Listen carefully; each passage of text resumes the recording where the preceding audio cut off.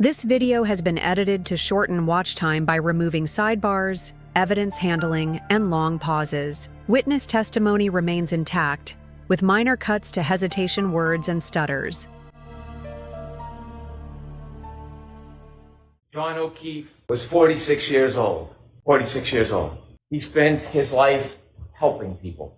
He's described as a good man, kind, generous, thoughtful. He was a Boston police officer. He worked to help the community. Everything you've heard about this man, he was a good man. He helped people. When his niece and nephew had nobody, he took them in. He took them in. John O'Keefe seemed to be the type of person who would help anybody at any time. And on January 29, 2022, John O'Keefe needed some help. He needed help from somebody else. See, John O'Keefe had just been hit by Karen Reed in front of 34 Fairview Road, and he lay on the ground dying. And he needed help. Someone to reach out a hand, someone to knock on a door, someone to make a phone call to 911, even anonymously. Not take responsibility, just to help. And there was only one person in this entire planet who could help him that morning, to give him a chance. Maybe it was a 33% chance if he met the Isaac Wolf of the world, but to give him a chance. And that one person who could help him that morning was this defendant right here, Karen Reed. And she made a decision. In her Lexus with the shattered taillight, debris field all over the front yard, and John O'Keefe lying helpless like a child on the front yard. She made a choice. She didn't call 911. She didn't run to his aid. She didn't knock on a door. She made a decision about herself. In her Lexus, she drove away. She was drunk. She hit him, and she left him to die. She was drunk. She hit him, and she left him to die.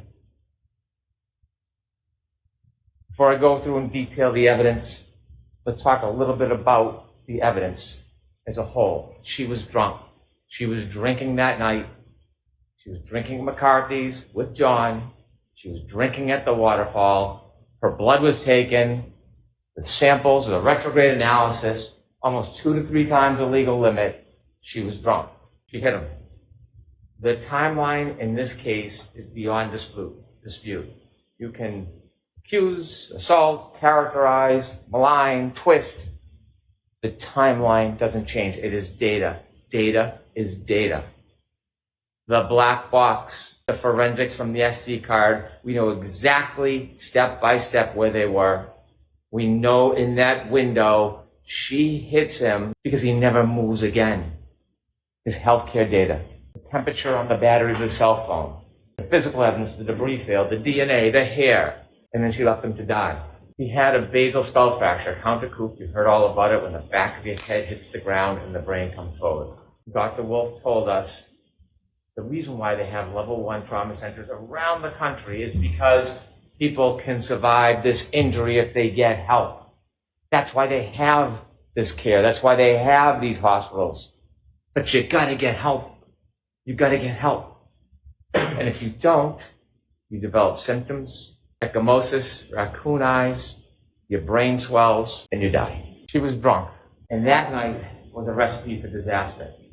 But before we get to the drinking, in some ways, the fate of this night was sealed well before that night, because John O'Keefe and Karen Reed were in a toxic relationship. This relationship was crumbling. We hear lovey-dovey, and it was crumbling, and we know it. And we know it because a month before, his niece Kaylee talks about when they went to Aruba. It should have been a wonderful event. It was discord. It was fighting. It was aggravation. And when they got back, the discontent was palpable. Miss Reed reaches out to Brian Higgins, text messaging. John O'Keefe, the relationship is crumbling. And you heard a little bit about what that relationship was like. Kaylee, his niece, told you, when there was an argument, John would do what John does. He would walk away. She described to you one time, to get away from the scene, he walked into his bedroom. But the defendant wouldn't let it go, pounding on his door, having to get the last word, never letting go of the fight. Kind of mirrors what happens on January 29, 2022. And maybe outward appearance, they got along. Maybe sometimes quietly they got along. But behind closed doors, relationships have up and downs. We have a bird's eye view into the relationship on January 28, 2022, because we have the text messages. Not so lovey-dovey. The relationship is almost over. The tensions are simmering beneath the surface. They are not getting along. She believes Mr. Keefe is already halfway out of the relationship and he's not into it anymore. You will read them, you saw them. This relationship was unstable and at its end. And so fast forward that night. That night, after this discord, after the arguing, they go out and what do? They drink. And they drink a lot. So Keefe drinks a lot and Karen Reed drinks a lot. You've seen the McCarthy videos. You can call it 6, 7, 8, whatever you want to call it. You can see the shots into the mixed drinks. More shots into mixed drinks. Count them yourself. Over a half dozen mixed drinks in just a few hours. Sober? And then at the waterfall, a shot, a mixed drink. Now, it was brought up the waterfall that there was some type of discord between Brian Higgins and John O'Keefe. They knew each other. They were friends. Brian Higgins' conduct of speaking to Karen Reed is not honorable. It's not. But they were friendly. There was no adversarial relationship. There was no anger between them. What we heard is they barely greeted each other. Could we have slide 1, please? At the waterfall bar, when you see John O'Keefe come in, here's him barely greeting him. That's him, Mr. Higgins. Barely greeting each other. Reality sometimes is different than argument. This is a celebratory mood. Take that down, please. Celebratory mood. A bunch of friends. They're playing around. They're hugging. They're grappling. This is a fighting technique for a murder 2 hours later. Is that the story? They're practicing their moves to murder John O'Keefe.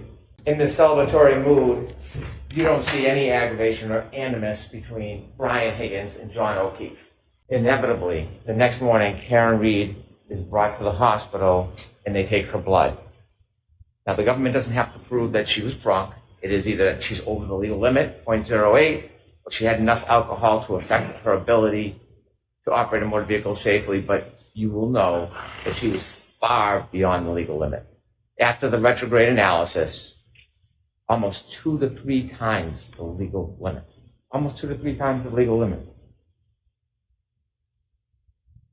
Now, it's been intimated, not come out and said, that maybe she went home and started drinking after she got home.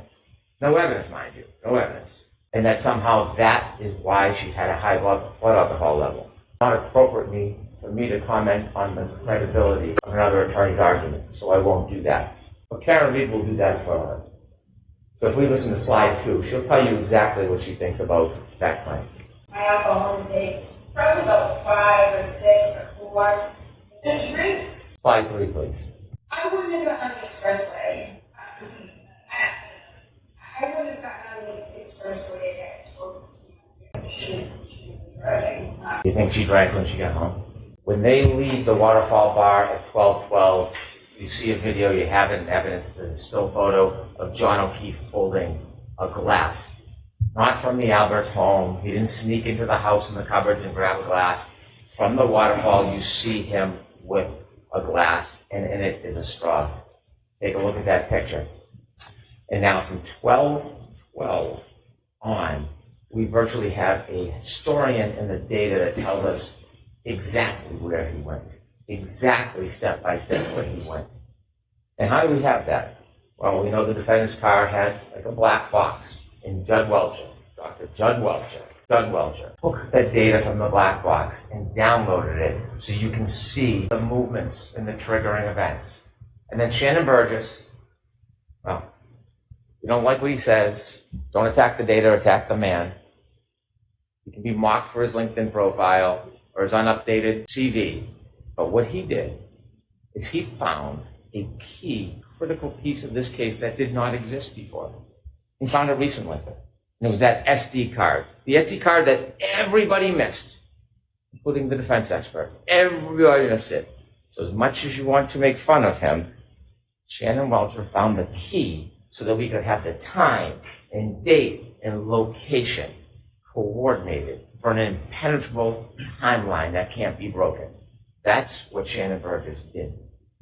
And so we know on the way from the waterfall to 34 Fairview, Ms. Reed is driving drunk. Mr. O'Keefe is in the passenger side of the car, and they're heading their way to 34 Fairview, and they get lost. And now we have more data because John O'Keefe has a cell phone.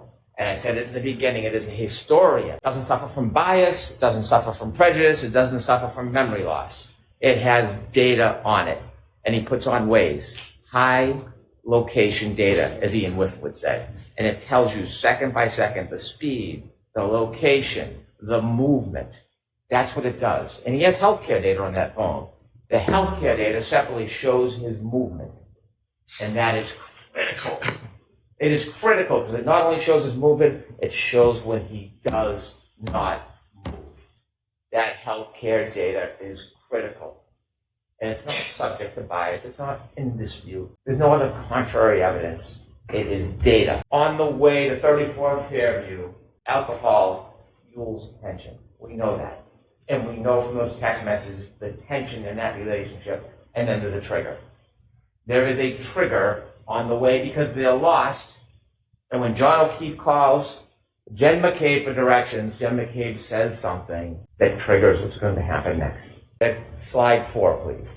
Very close to the outbursts. In fact, when Jen was navigating John to the outbursts when I was driving, she said it's near Ashley's house. Ashley and John had hooked up prior to John and I dating. And so as they travel to 34 Fairview, under the duress of this crumbling relationship, fueled by intoxication, we have triggers. Now, we know on their way there, we know from the data, where they went, how they moved.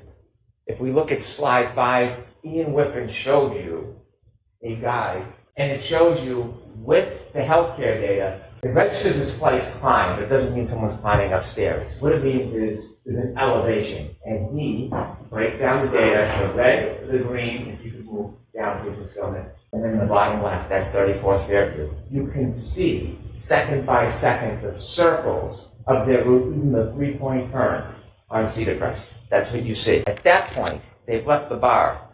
Remember the battery temperature was 82 degrees. They're now in a car. It's now 77 degrees. Think about how accurate the battery temperature is, that it reflects the difference between being in a bar and being in a car. They take a three-point turn at Cedar Crest. And because of Shannon Burgess and because of Judd Welcher, we have the data, and it's a triggering event. Remember, if there's an acceleration past 30%, it registers data on the car, and that's exactly what happens. Is a three-point turn, and it all lines up with the cell phone after you synchronize the times. It's that simple. It's nothing complicated. There's nothing tricky. There's nothing devious about it. It's data. They do the three-point turn, and you can match the cell phone clock with the Lexus clock, and when you do, you can reconcile the difference. There's been a lot of talk, a lot of argument, a lot of fights. Shannon Burgess says 21 to 29 seconds. Mr. DeSorga comes in. Unfortunately, he wasn't able to actually do anything. He wasn't given the invitation to test the data. He just looked at the report and made criticisms like a Monday morning quarterback. But even he, looking at the data, says, well, it's 3 seconds off or 2 seconds. Same window, same time. We can have all the arguments we want. They're there, they're together. The data matches up perfectly. Perfectly. And so they make their way down to 34 Fairview Road. They don't stop. They don't stop at the driveway. They don't stop. And John O'Keefe gets out of the car. They go to the flagpole, and we know for two reasons. One, the data. And secondly, Mr. Nagel and Ms. Mason at Cedar Crest, at that intersection before it goes down to the right, they meet. They let Karen Reed go first. They follow behind in the truck. Now, at this point, Mr. O'Keefe has about 8 more minutes for the beginning of the end of his life. And he's in that car. He's in that car for most of it. Because Ms. Mason and Mr. Nagel don't see anybody get out of the truck. Nobody crosses the lawn. Nobody goes to a garage. Not just because they didn't see it. They didn't. Not because they didn't see it. Because the healthcare data on the phone shows that John O'Keefe is not moving. The car is stopped at the flagpole. The healthcare data stops. The battery stays at 77 degrees. The data is the data. You can't change it as much as you want to. It's data. And they sit at that flagpole for minutes. 12, 24, 33 when they get there. They're there past 12:30. Remember, Ms. Mason and Ms. Nagel said they were there about 5 minutes and then they go. It's not exact, but about 5 minutes, they said. So there's about 2 minutes left for John O'Keefe. And what are they doing in those 2 minutes? What are the last 2 minutes of his life that he can remember that would be open to him? They're arguing. They're arguing. They're arguing. And we know they're arguing because Miss Reed tells us through first responder Becker. She was sad. Remember, he sees her in the back of the ambulance and he's trying to calm her down? She was sad because her last moments were arguing. They're in an argument. That's why they're not going in the house. But John O'Keefe decides to get out of the car, and we know because the dome light goes on. That's what happens when you open a door. Whether he's bent down, he's standing outside, or on the other side, the dome light is on. And then you see the data. John O'Keefe begins to move. 12:31:56. It's the first time he has moved since they got to the flagpole, and it will be the last time he moves in his life. And he moves for 20 seconds. Ian Whiffen said that the satellites, they move, they reconnect, they pull information. He's no longer on high-frequency data because waves are shut off. Now it's more random, it's low frequency. We would never suggest, and Mr. Whiffen did not claim, based on location data alone at that point, you can tell exactly where John O'Keefe is. What he said is it was readings all night. The bullet is always near the flagpole. That doesn't mean he was always near the flagpole. He could have moved. He could have moved in the circles and come back. Location data is consistent with him never leaving the flagpole. But that in itself is not enough. But there's more. There is more. There is the healthcare data. There is the temperature of the cell phone battery. And so he moves for 20 seconds. It turns west. It does not say he walks to the house. That's not what the data says. It doesn't say that he goes straight line and he walks over to the door. In fact, could he even get to the door in 75 feet? Could he get there? Because when the investigator for the defense testified, he measures from the driveway. He never stopped at the driveway. He never measures from the flagpole. He never measures from the flagpole to the garage door. So this fantasy that somehow he walked in the garage, even though there's no evidence, there's no witness, there's no data, 20 seconds of his life, and he moves. And healthcare data registers his steps. It could be pacing, it could be a straight line, it could be shaking the phone. We don't know. We don't know. We don't know everything. We don't know every little detail and every little second. We don't have to. That's not doubt. That's not reasonable doubt. We know for that 20 seconds he's moving. And in that 20-second window, when he moves, he has his phone and he looks down, 12:32:09, he sees a text message from his friend, John McCabe. And he looks at the text message and he closes it. And then it happens. We know from the uncontroverted data from that black box, we know that Karen Reed, after he gets out of the car, drives away. She drives for at least 33 feet away from him. He's back near the flagpole. She's gone. It's over. Whatever argument is over. Whatever anger and flame has been dispassioned, she's moved on. He's separate from her. He's safe. And then she makes a decision. That's what this case is about. Then she makes a decision. She could have driven home. She could have broken up with him. They could have talked about it the next day. But like knocking on the door, like Kaylee said, getting the last word, she doesn't drive away. She takes that 6,000-pound Lexus and she makes a decision. And the decision is that she steps on the gas after banging it into reverse. Before we talk about what happens next, I want to talk to you a little bit about the charges in this case. And I hate to digress, but it's important so we really understand what we're talking about here.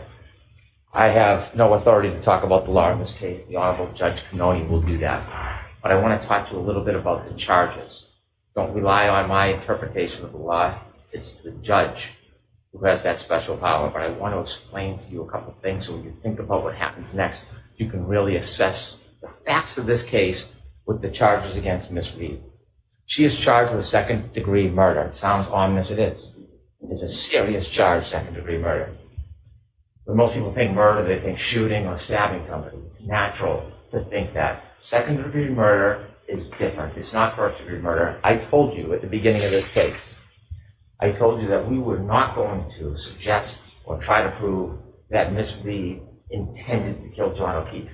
That was never part of this case. We're not claiming that. I told you that we were not ever going to try to prove that she even intended to hit him.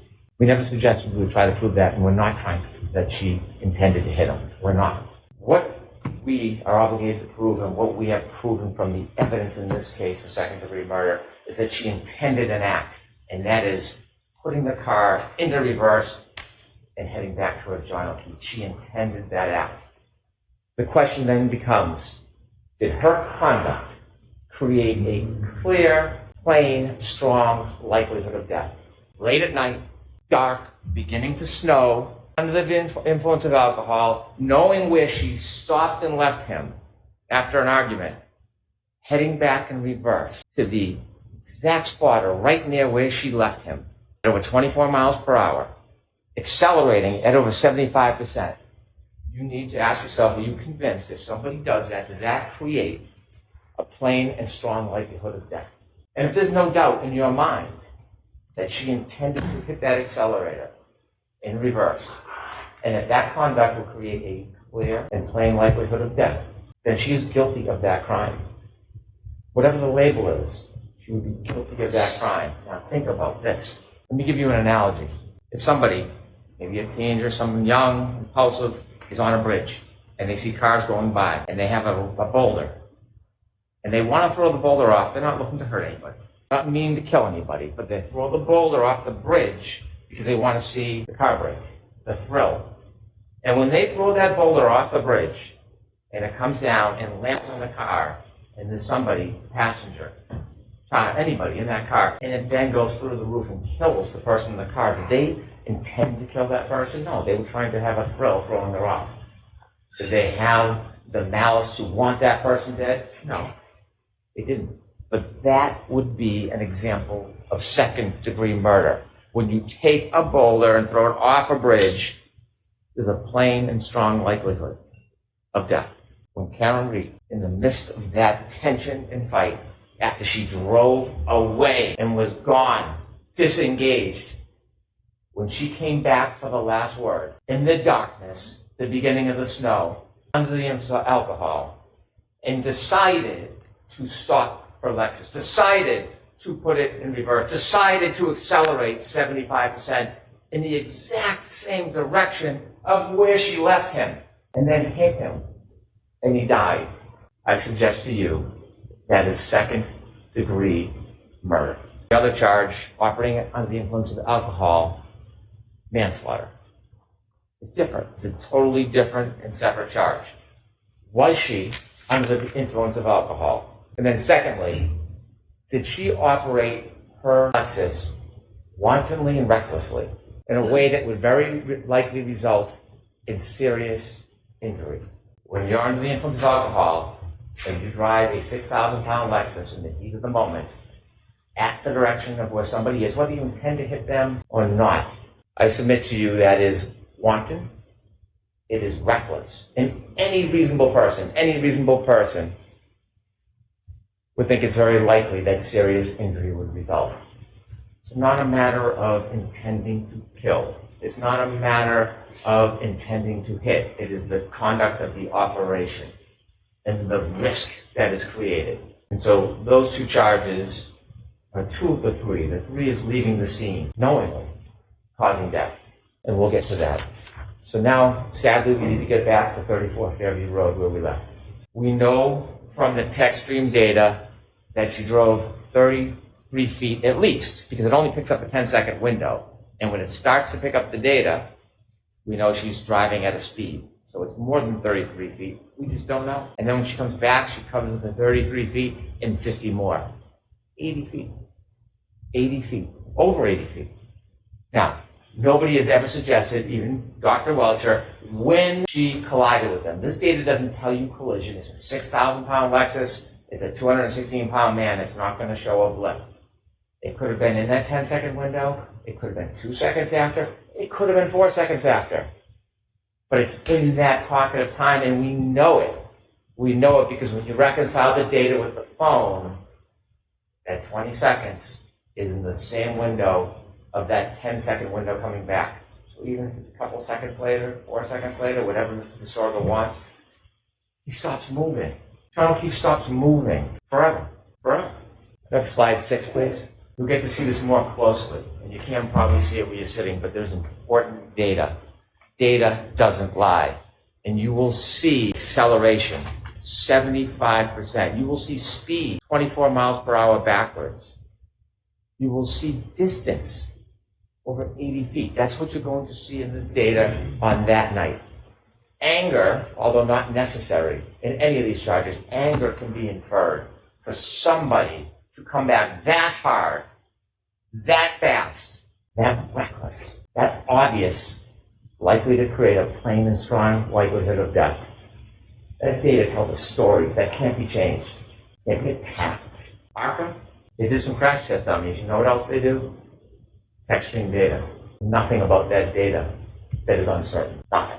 Take that down, please.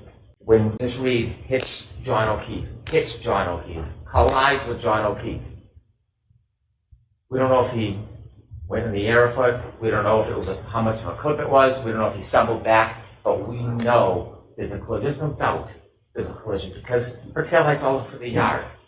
It's all over the yard. And when he falls back and he hits the back of his head, his basal fracture, he's then lying there helpless. When Miss Reed leaves, she leaves behind tons of her taillight all over the yard. All over the yard. It's called debris field. And you've seen videos. You can't replicate the exact contact. You can't because you need where the person was hit, how fast the person was going, but you know what happened because when you look at the debris field, when a light is broken, it's no different than what was on the front yard. It's no different. She leaves him behind. She leaves her taillight behind. She goes home. And on her way home, you know she's still angry. You know she's still angry because she starts leaving him voicemails. Slide 7, please. Healthcare starts at 12:31:56. 12:32:04 to 12:32:12 is the data, which is adjusted when you reconcile the clocks. 12:32:09 is when Mr. O'Keefe closes his phone after looking at Jen McCabe's text. 12:32:16 is his last steps. Sorry says that red range should move a little bit, 2 or 3 seconds. They can move it 4 seconds, 5 seconds. It doesn't matter. It's all in the same window. It doesn't change. Slide 10, please. Play that, please. Each one of those pegs represents 10 feet. You can't place that car where it was in front of Fairview. You just can't. The data doesn't tell you that, but that tells you the movements of that car. Now, as John O'Keefe sadly lays on the ground, abandoned, you're going to have to ask yourself a question for charge number 3, leaving scene knowing somebody was injured and then died. You're going to have to ask yourself, is there evidence that Miss Reed knew that she had hit him? Don't need to prove it for murder 2. Don't need to prove it for OUI manslaughter. But for the 3rd charge, Commonwealth has to prove beyond reasonable doubt she knew she hit him. We weren't there, but there was an eyewitness. There was a guide. And that eyewitness tells us that she knew. And that eyewitness is Karen Reed herself. She tells you that she knew. We have slide 8, please. Could I have hit him? Did I hit him? How could that have been? I don't know what that could have been. It was howling wind. I had YouTube playing on the stereo. And did he somehow try to flag me down, which was... When she left Fairview and left John behind, she didn't think he was mortally wounded. She knew she hit him. She knew she hit him. And so when she made her way back home, not only did she leave debris field all over the front lawn, but she took evidence with her too. Hair, DNA on the taillight, and she drove back to John's house. And she started calling on the way back, 12:33, just a minute and a half later. And then her messages show her anger. You see, this was John's fault. This was John's fault. And her phone calls tell you about the tone and the destruction of that relationship. 53 phone calls that night. 53 phone calls. Not one to 911. Not one to Jen McCabe, please go outside and try to help. Not one to a hospital. Not one to anybody but him. 53 calls. Slide 12, please. You play voicemail one, please. Calls keep coming. Cell phone temperature 72 degrees. He's been outside now, not moving, on that cold, hard ground with his cell phone under him. The warmth of his body, the cold ground, 72 degrees. It tells you the story. As this temperature plummets and that cell phone battery is compromised, so is John O'Keefe. And him and his cell phone alone on that yard. 66 degrees at 12:45. It is plummeting. Ian Whiffen's taking a phone and putting it in a freezer, not a same analogy. The idea that means that John O'Keefe went in the house, absurd. 66 turns to 61, it's 12:53. 48 unanswered calls from the defendant. He's not in a party, he's not wrestling with Brian Higgins, he's not in a fight. If he's in a fight, his cell phone would be moving. There would be healthcare data, there'd be steps. If he got into the house in 20 seconds and his cell phone is found under his body the next day, then how would he get back outside? There would be more steps because his phone is working. The data is the data. There's nothing wrong with it. It's registering everything. The temperature, the movement. He doesn't go in any house. He can't go in any house. His phone never moves again.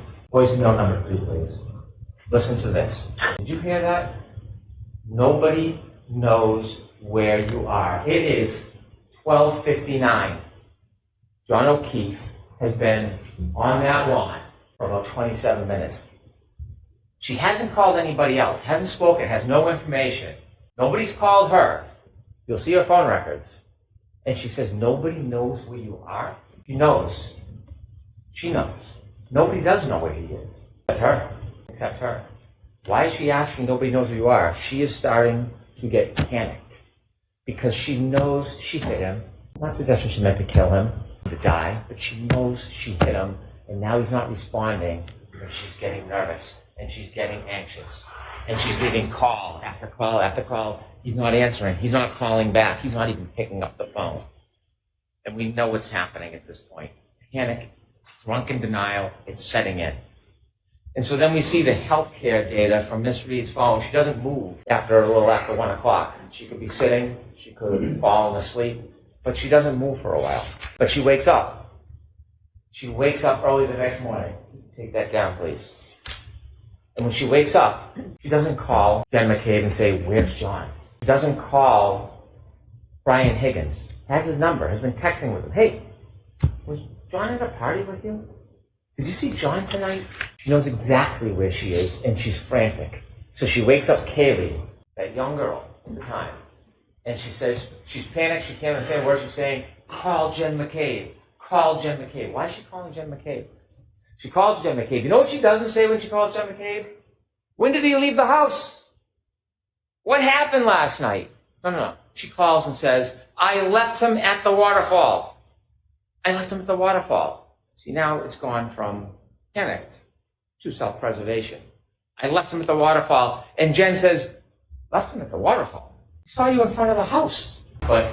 Hangs up. So then she calls someone that she doesn't know very well. She calls Terry Roberts. But now she has to pivot because someone has seen her in the exact spot that John will be found soon. Whether she's the first one there or somebody else, John will be found. Maybe Lucky missed him.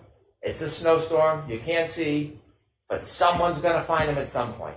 So she calls Kerry Roberts. It's no longer she left him at the waterfall. She pivots. She calls, Kerry. John's dead. I think he got hit by a plow. Why do you think she chose those words? Why did she choose those words? Because she knew that there was a collision with a large motor vehicle, and she had to substitute her 6,000-pound Lexus for another big vehicle. I think he got hit by a plow. And so now we have the introduction of Jen McCabe and Kerry Roberts. Phone calls that they probably never, ever wanted. A worse nightmare to get a call like that. For what's going to happen, what they're going to see, what they'll never be able to forget. But because the defendant is John O'Keefe's girlfriend, they wake up in the middle of the night, in a blizzard. Their kindness, their loyalty, their devotion to John O'Keefe. And when she calls them and tells them that she wants them to come out, this soccer mom, was a perfectly normal life. It's drawn into this whole farce. And she answers that call. She gets out of bed. The spirit and kindness she displays, put herself in that position because someone asked for help, because that's what good people do. Kerry Roberts didn't know Jen McCabe. They both knew John. They met each other once years before. Kerry Roberts separately at that time answers the call, gets out of bed, drives to go help because they have a common denominator, a common bond, John O'Keefe. And so you hear and see at 5:07 the defendant leaves Meadows. She leaves. And Kaylee is behind waiting. And you see her back up, and Judd Welch just showed you all of those demonstrations where you could see the unsettled snow in the back, and after the bump you can see the pieces missing, no taillight. There's no taillight on the ground, all the white snow. There's no crack, there's no break. It's a nudge. It's a nudge. But the taillight has already been broken because when you look at the video, not one little piece, it's still framed, little angle with the light, the brakes are on. You take a look, you'll be able to slow it down. You'll see the exact same piece is missing. Because it's back at Fairview. That's why it's missing. It's not there, it's back at Fairview. And then she leaves at 5:07. She gets to Jen McCabe's about, 5:35, 28 minutes. It's about a 10-minute ride. Where does she go in 28 minutes? Where does she go? We don't know. We don't have data for that. But we know when she gets to Jen McCabe's house, she is panicked, frantic, out of her mind, screaming, waking everybody up. Jen McCabe comes down, can't understand her, going out to the car to try to console her. Why is she so frantic? Why can't she speak? Why can't she say a word? Because John went out and had a drink and fell asleep on a couch? Because John would maybe be cheating on her? What is causing this extraordinary duress? Did she stop somewhere on the way by? Did she just see death? Kerry Roberts comes, take charge kind of person. She pulls him behind. She sees the broken taillight in Jen McCabe's driveway, and she decides she's going to commandeer this. We're going to the back to Meadows. You're going to follow me. Leave the car. I'll drive. At this point, Jen and Kerry don't know each other. They've only met once. And they go back to Meadows. They obviously don't find John because he's back at 34 Fairview. And then they start their way towards 34 Fairview. They start driving towards 34 Fairview, and they're looking. And you heard from Kerry Roberts, Jen McCabe, they're looking out the window. They can't see a thing. The snow, the blizzard, the weather, the darkness, they can't see anything. And they're driving, and they decide they're going back to 34 Fairview. And this is remarkable. This is remarkable. When they start their way past towards 34 Fairview, they get close. And when they get close, they can see nothing. But the defendant screams, "Stop! Let me out!" And they look around and they say, "What? Let me out! Let me out!" She does not see John O'Keefe. She knows where he is. She knows exactly where he is. She knows where to find him. She knows where to expect to find him because she knows where she left him. She tells us. Slide 13, please. Driving Jen's in the passenger seat. And I described this to everyone. So you probably heard this before, but John looked like a buffalo on the prairie. It was just a lawn in a heap that it wasn't a bush or a hydrant or a dog. It was a weird shaped lump at that time in those elements. And I was looking to find him on the side of the road. I was expecting I'd find him. Thank you. A weird shaped lump in a blizzard, and you equate that to John O'Keefe? A weird shaped lump, not like a bush, and that is John O'Keefe? She tells us she knows where she left John O'Keefe. And so they go over to Mr. O'Keefe, Kerry, Karen, and she's upset, there's no doubt. I am not for a second trying to deprive her of the unrest and the trauma that is happening at his scene. Change what happened before, but I appreciate the trauma. And they're trying to help him. And guess what happens when they first move him around 603, 604? Ian Whiffen, data. The cell phone battery gets the cool air, presses on the battery, the cell phone battery drops. Healthcare data, he has not moved since that 22nd, hasn't moved. They start shaking him. You're going to see, when you look at the records, that healthcare data starts to move. He's been there all night. Nobody else. Huh. And so when they try to help him, she says something that is remarkable. She says, there's a piece of glass stuck in his nose. She plucks it out.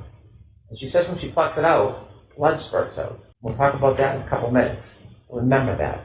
Piece of glass, pulls it out, blood spurts out. That's what she says. As they try to help John, Jen is calling 911. They would like you to believe there's a conspiracy, that the glass that's found in Mr. O'Keefe's body is somehow from inside the Albert house. The glass, well, you will hear in the clips, if we don't play it, you'll have all the clips with you. She talks about the fact that he took her water. He took the glass. She says it. So the Albert house, they don't need to give glass. He already has the glass with the straw that's later found on the street, by the way. That's what happens on an impact. Things move. The glass comes with him, lands near his body. Debris field moves past him. Shoe, hat, straw. Jen McCabe makes a call to her sister, and they say because it registers 29 seconds, a Cellbrite record is not the same as a call detail record. There's no evidence it was a conversation. No lights go on. There's no conspiracy. You can call somebody, it can ring, it can go to voicemail. They have no evidence, none, that there's a conversation between Jen McCabe, the person who was ripped out of her sleep to come help, and her sister for some grand conspiracy. And so what happens next is traumatic. Kerry Roberts and Jen McCabe see their best friend prone, lifeless, frozen on the ground. And they're living this torment because somebody brought them into this. When they're trying to help John, there is not one suggestion from anybody that John ever went into that house. There's no reason to go into that house because John was never in the house. Not one time has anybody said, what time did he leave? I thought he went in there. Not even a whisper of it because it never, ever happened. When they find their friend John, he's not 20 feet off the side of the road like Mr. Rentschler or Mr. Wolf thinks. He's right there by the side of the road, close by the curb. Could we have slide 14, please? You can see there's Kerry Roberts' vehicle, and then on the left, you can see where they're working. That is a clip, a stumble, and a fall. Remember when John O'Keefe fell, there wasn't snow. It was just the beginning of the dusting. It was the cold, hard ground. Remember what Dr. Isaac Wolf told us about cold, hard ground? It causes this type of injury all the time. All the time. If we could go to slide 16, please. Remember the glass in the nose? The glass in the nose. See on the bottom left, that's where the Canton Police Department found the glass that he took from the car, from the waterfall. And then Exhibit 195, matching glass. On February 3rd, the matching piece of glass was found on the street. The matching piece of glass, the glass that was found with Mr. O'Keefe, was found on the street. He didn't fall back 8-10 feet from the road. It broke, and then it shattered and went to the street. I would suggest to you it broke at the time of the collision, and he carried the glass with him, leaving the evidence behind, a trail to memorialize what happened to him that night. Remember the straw I asked you to take a look at that picture and leaving the waterfall at 12:12, the black straw in the drink on the street. Collision, glass, nose, straw, back is his head. You play the clip on the left, please. 59. So when John got out of the car at Brian Albert's house, he took my full... 169, please. So John's laying there, his left and his right, and I approached John from the left. That's where the street is. And he had a piece of glass, like, perched on his nose, like, just wedged like a splinter would be. And I just pulled it. And as soon as I pulled it, it just gushed blood down his face. 911's called by Jen McCabe. She's not hiding from anybody. She's trying to help. She's bringing attention to the situation.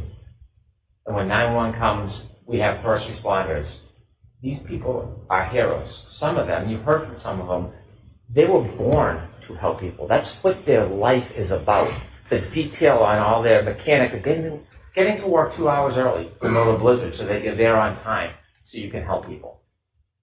These are the core of our community. Mr. Nuttall, this is what he does. He rushes to go help. He's the first person on his knees. He doesn't know this person from anybody. But to him, it's another human being. This is his passion. Katie McLaughlin, first responder. This is not just a profession, it's her life. Yes, she knows Caitlin Albert. Do you think she went there that night at a party and set up a murder and came back? And so they tell you what happens at the scene. Some things hard to remember, some things people will never forget. When you're in a traumatic incident, sometimes it's something you'll never, ever forget. Adele remembers speaking to the defendant. I hit him. Remember, he's on his knees. What happened? I hit him. She is now coming to terms with the moment. Her fear is realized. She hit him. She clipped him. She didn't think he was mortally wounded. She panicked. She can't come to terms with it, so she has to bring people with her to face it. And now she's facing the reality of what she had done. And her emotion is overwhelming. I hit him. She speaks to Miss McLaughlin. I hit him. Not did I hit him, could I hit him, perhaps I hit him. That was earlier. Now she's recognizing what she did. I hit him. And these people are making it up. Anybody that says anything adverse or inconsistent or inconvenient is a liar or a perjurer or in on a conspiracy. Or is it that these good people who went there for a total stranger to do their duty to help happen to remember that she admitted what she had done? I know that doesn't reconcile with the boogeyman Proctor and the bad government. I know it doesn't reconcile with no DNA on this piece or that piece. I know it doesn't reconcile with everybody setting up the girl. I know that doesn't reconcile. But the reality is you have independent, core people who hear her say, I hit him. And the attempt is to betray everybody. That's a liar. But you don't have to rely just on these good people, although you should. You should. You don't have to, because we have a guide, and it's Karen Reed. Slide 17. I know it doesn't fit the theme, the theory, the story, but she tells you herself. She endorses those good people exactly what they had heard. She tells you herself she hit him. It's undeniable, it's unmistakable, it's inconvenient. But the truth has a way of seeping up to the daylight. It can be oppressed and suppressed and pushed down and covered and twisted, but it rises. It rises. And it is not a coincidence. There's no coincidence that Mr. Nuttall and Miss McLaughlin hear exactly that. He tells you. And Jen McCabe, when she's sitting next to or standing next to Miss McLaughlin, she tells you she saw or heard the same thing. Remember what happened to her in the stand when she had the audacity to say, I heard her say it? What happened to her? This woman who never even wanted to leave her home that day, pulled out into a storm to see her best friend dead. What happened when she had the audacity to say that? And now we know, Brennan herself said the same thing. And the funny thing, the ironic thing is, you will see in a photo when Miss McLaughlin, the firefighter, was speaking to the defendant, Miss McCabe was next to her. Miss McCabe was trying to protect her, trying to shut her up. Don't talk, you're upset, stop saying crazy things. The villain of this story was trying to help the defendant from incriminating herself. The irony. We have slide 9, please. This is the battery temperature. You're going to have a chance to look at it. If it wasn't so tragic, it is interesting. It is interesting if you like data. The 29, 12, 13, they're leaving the waterfall, 82 degrees, 12:22. In the car, 77 degrees, 12:37. About 3.5 minutes after the defendant collides with John O'Keefe, it started to go down to 72, 12:45, 66, 12:53, 61, and you see it drop and steady off at 1:36. Remember, cell phone battery under John O'Keefe, either struggling for life or was passed, and blood still warm either way under him. Doesn't move again until 6:06. It drops down 7 degrees because the women are pulling on him. The cold air is hitting the battery. What happens at 6:15? You're going to see the video. You've seen it. Still photos. Carrie Roberts goes over, picks up the phone. Not only does she pick up the phone, she puts it in her pocket, and then 20 minutes later, the next meeting, the temperature rises. That's not convenient. That's not a coincidence. That's fact. That's data. And then the phone is passed, but the warm environment, and it raises up. 6:15. How can someone conspire to pick up a phone on the side of the yard that was under Mr. O'Keefe's body at 6:15 and know the battery temperature was then going to rise? Not only did the battery temperature rise, when you look at the healthcare data, at 6:15 when she picks up the phone, you know what happens to the healthcare data, right? It starts to move. It's data. It's data. So while they're going through this duress, the defendant asked Jen McCabe for yet another favor. look up hypothermia, find out how long it takes for someone to die in a cold. And there's Miss McCabe in her winter jacket, soccer mom, trying to help. She has MS, her hands aren't working, she's trying to type in what's happening during that time. It's a frantic scene. She tells you that the defendant then wants to run back to the ambulance, so she goes with her, never finishes or completes the input. And then she tries it again at 6:23, at 6:24. That's what this woman did that night, that morning. Not only for a friend, for her. For her. That's what she did. And what happens to her after? Because the timestamp, when you open the timestamp, it's at the time it's open, and she's in bed at 2:27 looking up Hockomock sports because she is so interested in the kids' sports, and that timestamp stays open.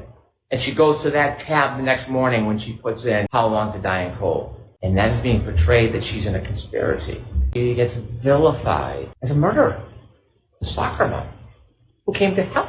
It took Ian Whiffen 5 minutes to show you a live demonstration on how simple that works. That she's not deleting anything. Jessica Hyde told you it's automatic deletions over time. You users can't delete that information. That's not a click and swipe like the good Dr. Wolf from Arca knows how to do. This can't be erased. But they still hold on to this. As they argue to you and all the injustices that have been done, they tell you, they want you to believe, or take a flyer on the fact that she looked up how long to die in the cold at 2:27. It is an absolute contrary to the science. There's no basis to support it, but they stand here in front of you. Why? Because every time they say something like that, you look the other way. Look at her.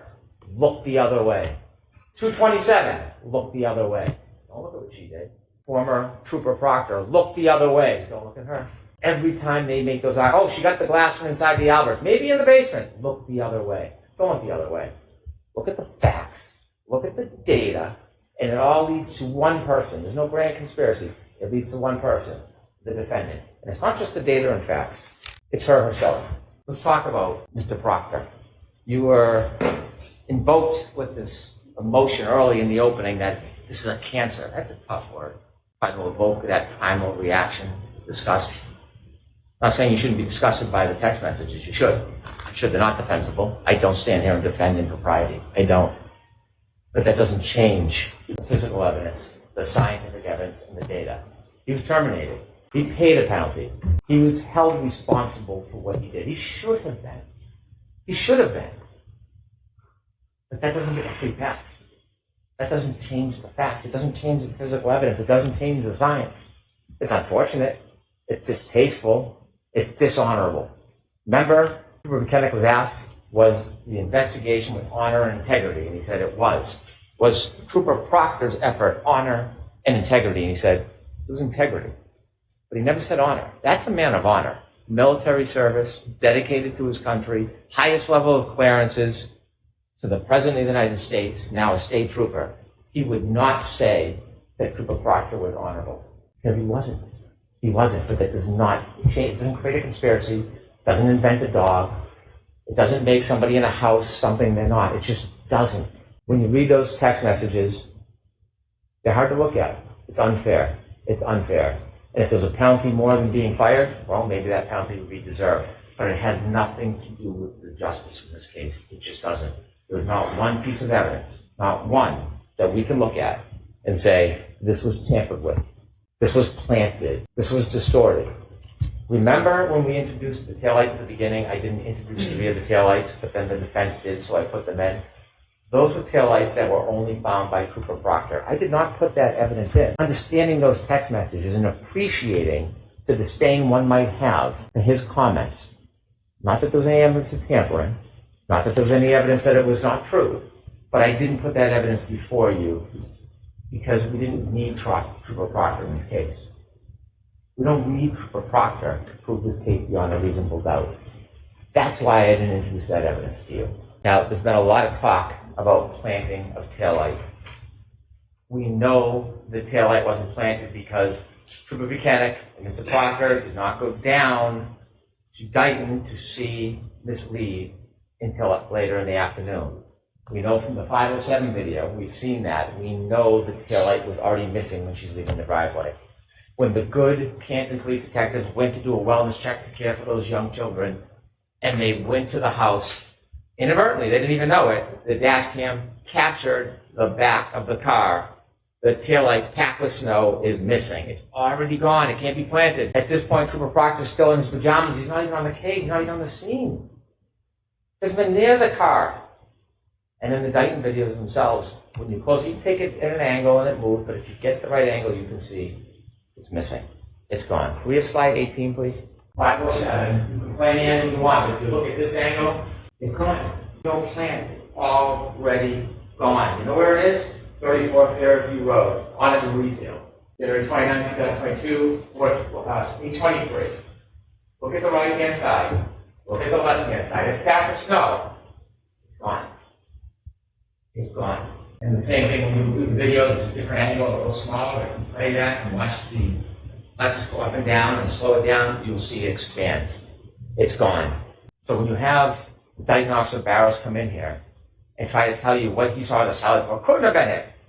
You got to ask yourself, what interest does he have coming in here in this case? A lot of attention on this case, a lot of people watching. Comes in after, of course, driving all the way out to the defense attorney's hotel to meet in the conference room so he can get a subpoena. He spends 2 hours driving up and back so that he can conveniently get a subpoena that tells him to appear, which he could have got by fax or in the mail. And so when he comes in, what he says is, that's absolutely not what I saw. Absolutely not. And then he claims that the last time he testified, he had made the same statement. I showed him his transcript. And did you see the redness creep over his face? He never said this before. In fact, he testified to the opposite. And so he sits on the stand with a new story after a meeting. We don't know why. But then I show him that black and white photo with the snow, with it missing. And I say, is this the way it looked? It's, of course, before the snow melts out of the salad port so that you can see it unexploded. And he says, yes, he had to agree. This taillight was gone. There's no boogeyman. There's no plant. There's no Higgins at the salad port. There's no one tearing out pieces. In fact, remember I played you a clip and you'll have it where the defendant says, I was picking out pieces, it was crashed in, the bulb was showing, when I was showing Kerry and Jen, when they went back to Meadows. If you don't remember, listen to that clip, you'll hear it. Unfortunately, there's no ring video when they go back to Meadows. There's a ring video when she leaves, there's no ring video when she gets back.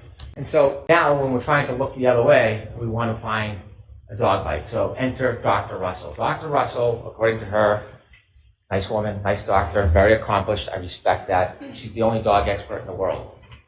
The thing is, we know no idea what that expertise means. She volunteers for the job. She wants to be here, profile, but she can't explain the methodology. What are you looking for in a dog bite? She can't tell us. It starts a year ago that it's claws, it's teeth, and then it's claws, then it's teeth, then it's I don't know. And then when you look at each of the different parts of the abrasions, she says, well, I can't tell if I look at each one of them, but all together it's a dog bite. It's a dog attack. That is the masterful expertise that the defense has bragged about bringing in. Dr. Russell telling you, because she says this is a dog bite. She has never been in a forensic situation where she's looked at a wound and identified it as a dog bite before. This is the first time, the only time she's ever done it. And what she says is these are not punctures. Punctures means it goes into the skin, a wound. There's no punctures. And she's sure because she's an expert, so you should rely on her because she's coming in saying she's an expert and she's being presented. Yet, after saying there's no punctures, Dr. Laposada comes in and she sees punctures everywhere.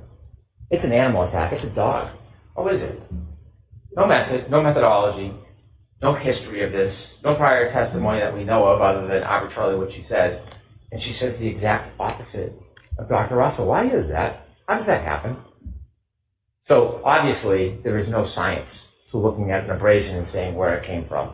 They give us no detail. They give us nothing that we should rely on. They contradict each other. It's just too dictator to look the other way. And so we have now the issue of the defense has said over and over again, there's no collision.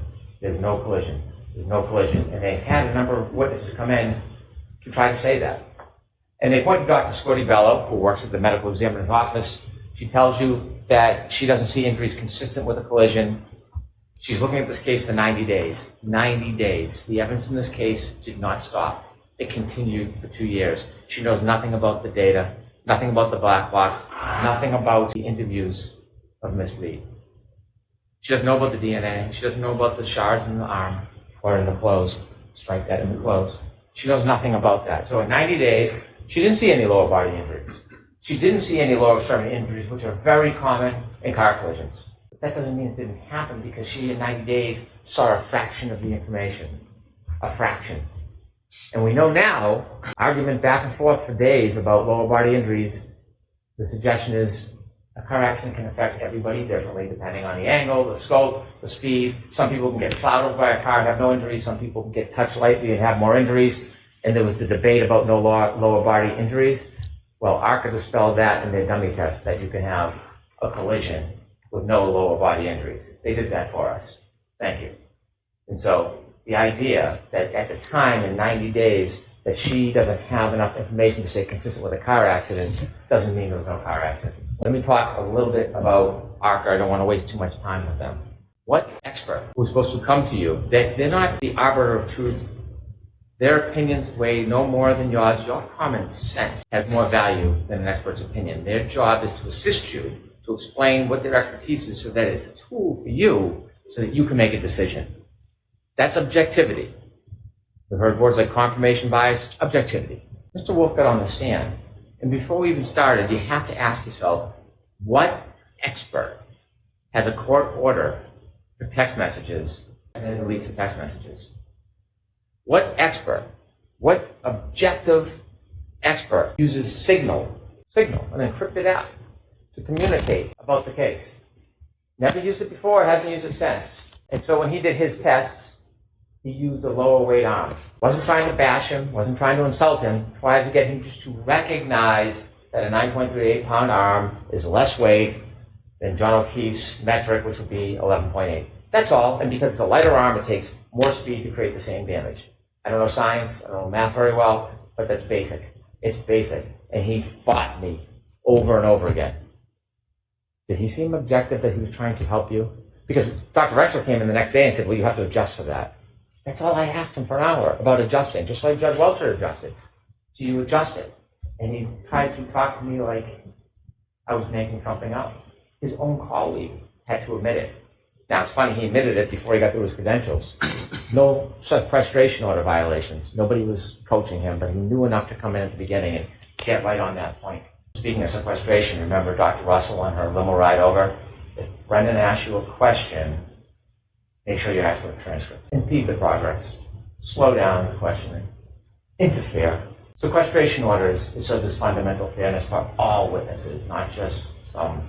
And so what happens with Dr. Rexler, we don't know. But we do know he comes in here and he tells you that he was not getting information that was helping him the last time he testified. He insisted. I asked him 5 times, was he getting information that would help him in his testimony? Not from the defense, from his former employer. He said, no, no, no. And at the end of the examination, he reads his transcript and it's yes, yes, yes. And he tells us that he's independent and objective. I asked him about a luncheon. Not a big deal. Just asking him about it. And he says, I have a sandwich and I stand in the corner until I remind him that we got video footage from a documentarian, and he's in one of the scenes. And then things change. So when you talk about objectivity and who to trust, they can come in and say, Judge Welcher said this and that. It doesn't make it so. Judge Welcher, Dr. Welcher, never in any report, in any presentation, in any testimony to you, ever suggested this is how it happened. This was how his arm was. This is how his feet was. He was trying to show whether or not the orientation. Could this happen with the angle, with the height? That's all that test was. It was no more. But what they do is they reposture it, repackage it, and say it means this when it doesn't, and we're going to show you why it's not that, therefore we win. That's all that is. It's semantics. Judge Welcher, Dr. Welcher, never suggested that. And his work on text stream data, unassailable. And so what we have, inevitably, is we have a timeline that never moves, data that never changes, physical evidence that can't be put in that spot without a collision. We have, inevitably, proof, without any doubt, that on January 29, 2022, Ms. Reed was with Mr. O'Keefe, and she got drunk. She drank. She was 2 to 3 times over the legal limit. And they went to a party, an after party, and they were fighting. It was a relationship in decline. And he got out of the car, and he had a brief window of life left. But when he got out, and she drove away, she couldn't let it go. She got drunk, she hit him, she left him to die. It's that simple. We don't know exactly how this collision happened, but we have a good idea from the physical evidence, and we know that it happened. Can someone have a collision without lower body injuries? Could I have slide 19, please? You bet they can. We don't know if this is the body position. We don't know if this is the exact speed, but what it tells us, this is viable. Look at the debris field. Look at his turn. Remember his sneaker on that curve that got lodged against the sneaker? Mr. O'Keefe then falls back, hits his head, counter coup, left to die. Thank you. Ladies and gentlemen, there is no doubt what happened that night. There is no doubt who did it. You have a very difficult task ahead of you when you consider the evidence and you consider the law. Very difficult. There are 3 charges. There is second-degree murder. Ms. Reed, when she chose to drive back at Mr. O'Keefe in that night with a 6,000-pound Lexus, in that anger, 75%, whether she meant to hit him or not, didn't mean to kill him, she hit him. Straight, it is a plain and strong likelihood of death. You would never get back down your driveway if your kids were at the end of the driveway. You'd say, well, you're going to kill somebody? You would never do it because you would expect, if you drove at them at that speed, that someone would die. That's second-degree murder. OUI manslaughter, she's drunk, she was reckless.